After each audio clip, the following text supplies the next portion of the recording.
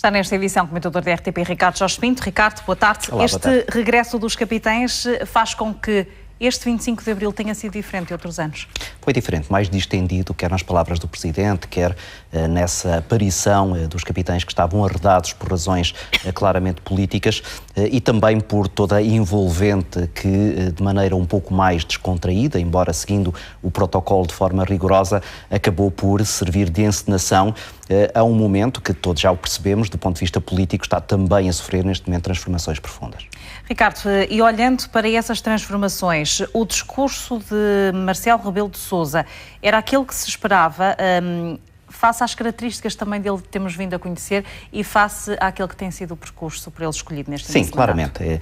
É um discurso de um analista, ele pôs ali perguntas, deu respostas às perguntas, quase que se entrevistando a si mesmo, teve o cuidado de ter ali palavras de agrado para todos e ele acabou por ser aplaudido por todas as bancadas parlamentares, o que é também um sintoma diferente. É um sintoma diferente. Do que acontecia noutras alturas. Embora me pareça que isso se deve não apenas ao conteúdo, mas também ao contexto. Isto é, fosse neste momento Pedro Passos Coelho o primeiro-ministro e com um quadro parlamentar diferente deste do ponto de vista da governabilidade e não do ponto de vista eleitoral, isto é, com este resultado eleitoral, mas com um governo liderado pelo PSD, Marcelo Rebelo de Sousa teria feito exatamente o mesmo discurso, mas muito provavelmente teria sido interpretado de forma muito diferente, sobretudo à esquerda. Isto é, viu-se da parte de bloquistas e de comunistas uma certa condescendência relativamente às palavras que o Presidente da República ali proferiu e que, num outro contexto de governo de direita, certamente que não teriam a mesma simpatia.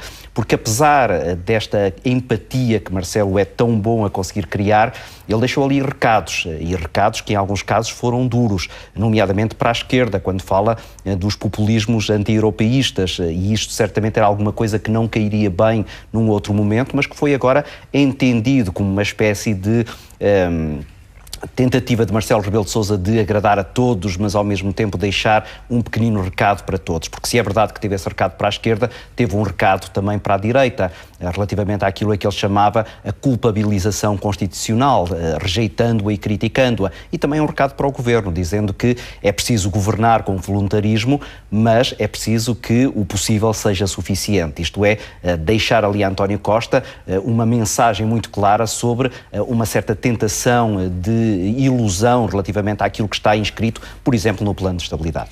Ricardo, acreditas que da parte dos partidos, nós ouvimos as reações, não há de todo vontade para esses consensos? Não, de todo. Começando no partido que está a governar, o Partido Socialista, e indo à esquerda e à direita. À esquerda, a pergunta, e é uma pergunta razoável, entendível, é vamos então a soluções concretas, vamos lá ver no concreto o que é que esses consensos querem dizer. À direita percebeu-se que há ali muitas reticências relativamente àquilo que é uma espécie de retribuição de alguma coisa que eles não tiveram. E eles recordaram que ao longo destes 4 anos, a PSD e a CDS estenderam por vezes a mão ao Partido Socialista e não encontraram nada do outro lado, dando a entender que se agora o Partido Socialista estender a mão, muito provavelmente terá uma retribuição semelhante. Mesmo o facto de o Presidente enumerar algumas das áreas que seriam importantes, isso para António Costa e para que o ambiente institucional seja mais positivo, não será de esperar que daqui a uns tempos surja aí algum coelho da cartola, seguindo as palavras do Presidente? Vamos ver, até porque tu agora tocaste aí num aspecto muito importante, que é Marcelo Rebelo de Sousa não se pôs fora destes entendimentos ou destas tentativas de compromisso. Bem pelo contrário, ele mergulhou profundamente nisto. O que é que eu quero dizer? Quero dizer que se esses consensos não existirem, Marcelo Rebelo de Sousa tem também culpas neste cartório e ele é o primeiro a assumi-las. Portanto, ele não se quis pôr fora do sistema político-partidário. Inteligentemente, ele colocou-se numa posição, obviamente, de alguma neutralidade, mas mergulhando lá dentro, metendo as mãos na massa e apelando a esse consenso como sendo também uma responsabilidade do Presidente da República. Ora, o que Marcelo provavelmente está a tentar estudar é as possibilidades de progressivamente se poderem começar a encontrar pontes entre, nomeadamente, o Partido Socialista e os partidos à direita, começando pela área da saúde. Emblematicamente, ele hoje condecorou o pai ligadas à saúde, o pai do Serviço Nacional de Saúde, nomeadamente, e deu a entender que essa é uma daquelas áreas onde, estranhamente, ou apenas estranhamente, é que os partidos não se entenderão e quem sabe se a partir daí depois não se podem dar outros passos. Como digo, eu continuo muito cético, porque me parece que politicamente não haverá grande interesse em ajudar Marcelo nessa caminhada. Agora, Marcelo tem trunfos. Ele sabe que é verdade que o centro gravitacional da política está no Parlamento, mas o Presidente da República tem ali um papel muito importante. E num momento ou noutro vai ser útil. Até na manutenção da estabilidade que o próprio falou. Exatamente. E aí, que acredita nessa estabilidade. Que acredita. E ele deu aqui a entender claramente que não quer eleições tão cedo e deixou esse espaço temporal como, por um lado, para o Governo, uma possibilidade de ir executando as reformas que não são fáceis e dando também à oposição, nomeadamente à oposição à direita, a possibilidade de definir a sua própria estratégia em função, nomeadamente, desses tais consensos que, como eu dizia há pouco,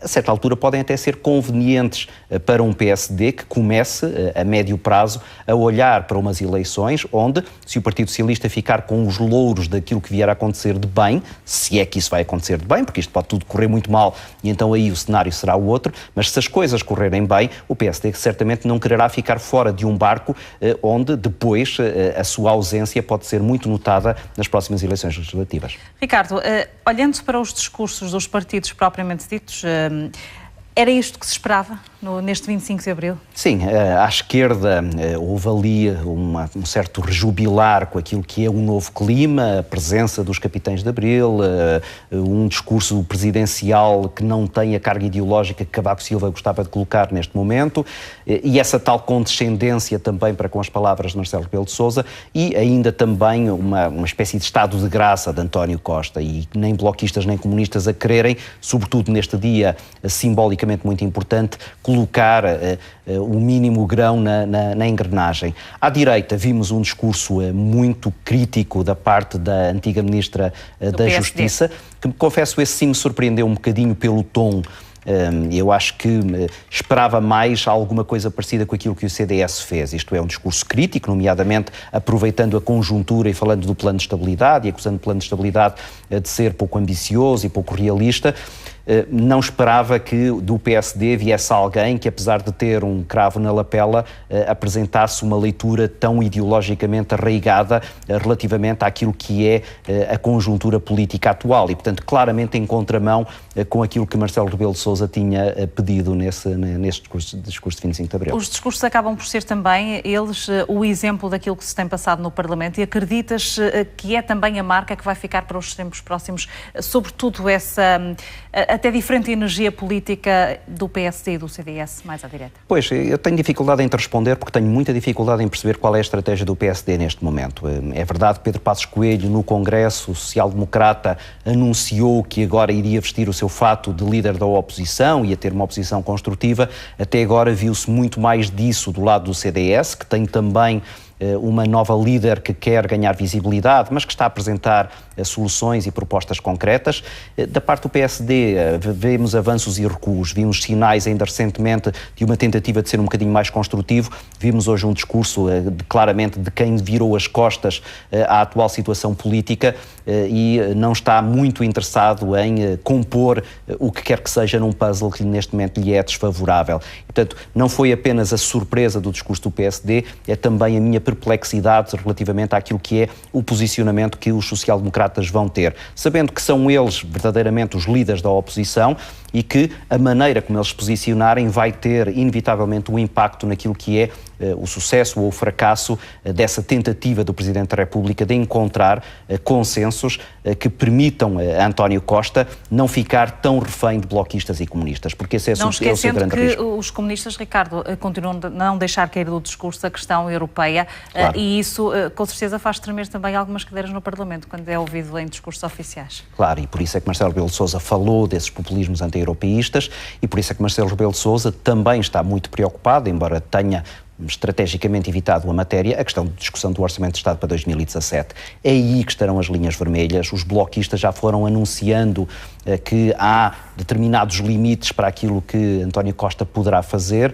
comunistas estão neste momento em silêncio, mas é também um silêncio estratégico, porque, e aí a tal questão outra vez europeia, não vai haver cedências àquilo que forem novas imposições de Bruxelas para, por exemplo, metas muito apertadas relativamente ao que se vai passar em 2017. E, portanto, a margem de manobra de António Costa vai ser muito reduzida. O Presidente da República, de forma que me pareceu corajosa, meteu-se totalmente dentro deste jogo e, apesar de ele ter dito que um Presidente não cai durante 5 anos, a verdade é que ele pode ter aqui alguns sobressaltos se as coisas não correrem bem do ponto de vista governativo. Ricardo Jorge Pinto, obrigada pela tua presença no 1820.